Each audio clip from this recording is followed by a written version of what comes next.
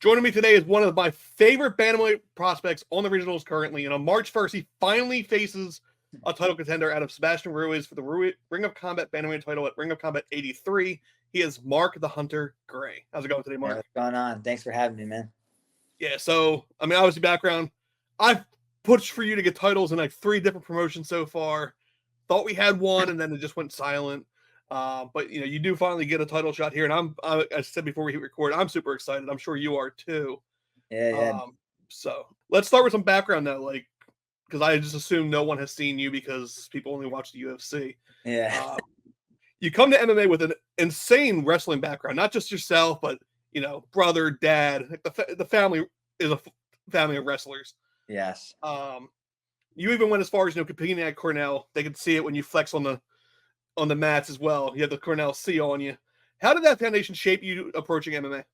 Just that really taught me just how to compete, how to do things right, how to compete. And just I've kind of just been around that culture my whole life, just high level at that time was high level wrestling. And then, when I decided to make that jump, I was gonna surround myself with that same high level.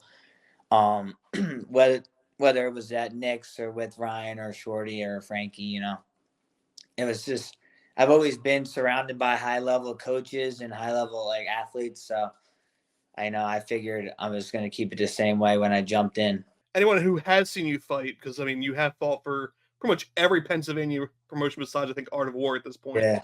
They know that not only do you bring the talent, but the people you kind of mentioned, you bring a talent to the Cade side as well. You have the likes of Nick Catone, Ryan Catharo, soon to be UFC Hall of Famer Frankie Edgar, Shorty Rock as well.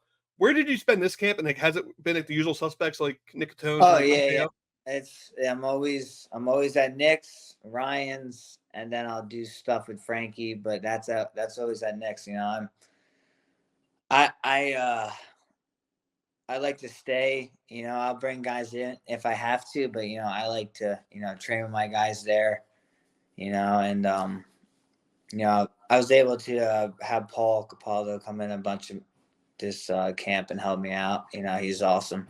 Another great bantamweight, featherweight prospect. So when we can kind of get together, it's it's always great work. So yeah, but I'm always you're always gonna find me at Nick's, and then TKO training with Ryan. So with Capaldo, should we expect some spinning shit this fight?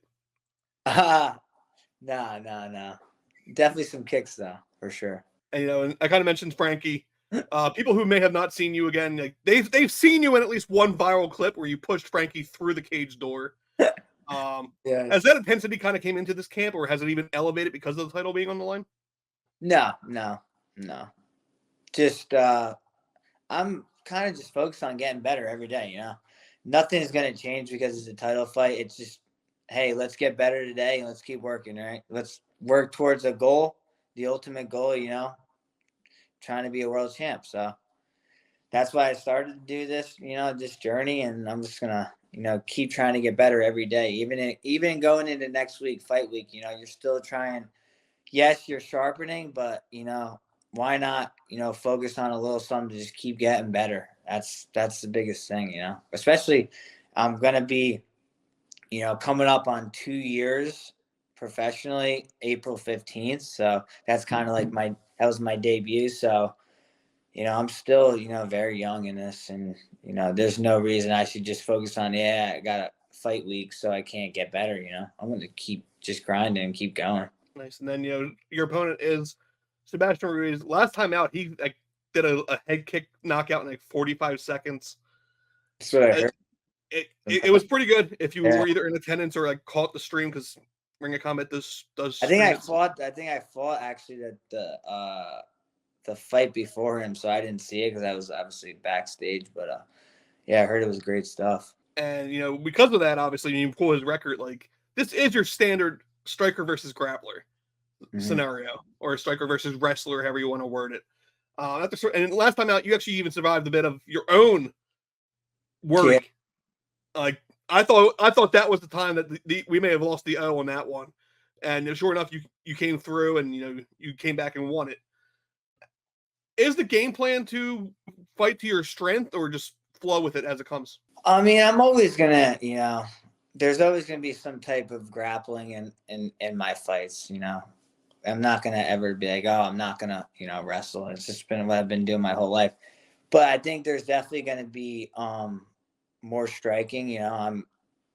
I've definitely gotten better in that aspect. I think I've jumped some levels there. So, I'm definitely gonna just be a full mixed martial artist, in all aspects. And,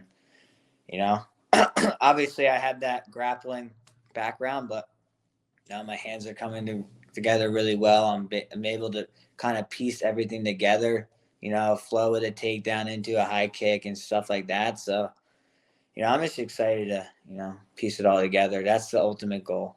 I don't want to say it's your first title shot because you did have an AMI title, so it's your first professional title shot.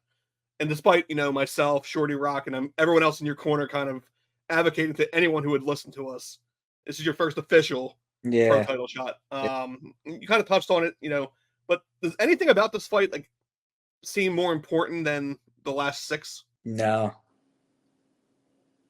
I got go in there and be relaxed, get the job done. But it's all just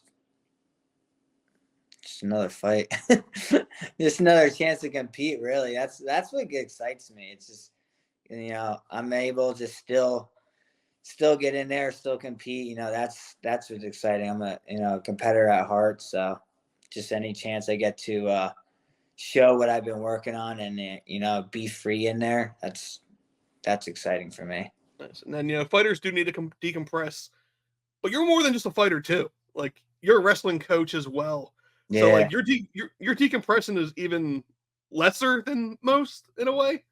When you're not coaching and all, like what are you doing in your when you find downtime to decompress? I'm hanging out with my wife obviously, and enjoying watching movies. If it's in the fall and I have free weekend, I'll be hunting. Fishing as well. My dad got a sick boat 2 years ago, so we get out on the water. Just hanging out. That's all. But like you said, there's not much downtime. But I'm looking to open up a club here pretty soon, and so it'll be like freestyle Greco based. So on days, after I'm training, Monday through Saturday, I'll be coaching there, trying to get these guys, be ready to compete in Fargo and try to make world teams. So going to be opening that in this spring here, so I'm pretty excited about that as well. That's awesome here too, because I know another Jersey wrestler in Richie Lewis. He just opened one down in Florida. Yeah, and it's been great to watch him grow there because it's he's always wanted to pass it on to the next generation, kind of how you are doing with coaching, and bringing actually the crew itself, the club is just going to expand it even better. Yeah. But before we wrap this up, though, I want to pass the mic to you. I know you have obviously sponsors and a huge team of supporters. Yeah. Very vocal support. I want to pass the mic to you to kind of shout out them, social media, whatever you need to shout out. Mike's all yours. Yeah, just super excited for March 1st.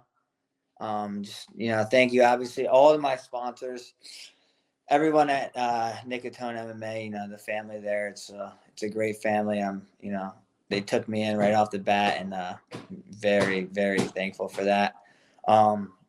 Just the whole wrestling community. I'm gonna have a lot of people, at this one because the high school states are obviously Thursday, Friday, Saturday. So I'm fighting Friday. So, if you don't got tickets yet, I'll be selling tickets till Wednesday. Please, try to make it.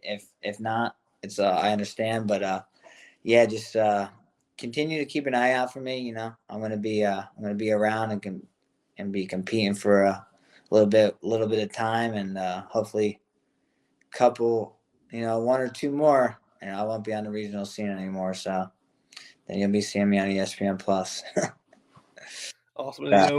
Thank you, everyone. That's kind of where I was focusing on as well, because you have all the skill set. It's just you just need that stupid piece of gold that makes people actually seem to want to give you a call. Yeah.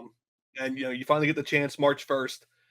Because you mentioned tickets are still available. They can get a hold of you. It helps you out as a fighter. Yes. If they want to be dickheads, they can buy it on Ticketmaster and pay all the extra fees as well. But if you're not at the Tropicana in Atlantic City next Friday, Ring of Combat does stream it. I'm going to link it below because I know they've been changing the stream source. I don't want to say one and then they change it to another one. So the link will be in the bottom. Decent stream. I don't want to say great. Decent stream. You can watch it. I think there was a card where I had to text some of the Catone guys to figure out like, who won because it just dropped at one point. But they do seem to care when it gets to like the title fight. So this fight should stream at no issue. Link down below. And again, best of skill. And let's bring the belt home to Jersey. Yes, sir. Thank you very much for having me on. I appreciate it, buddy. Thank you.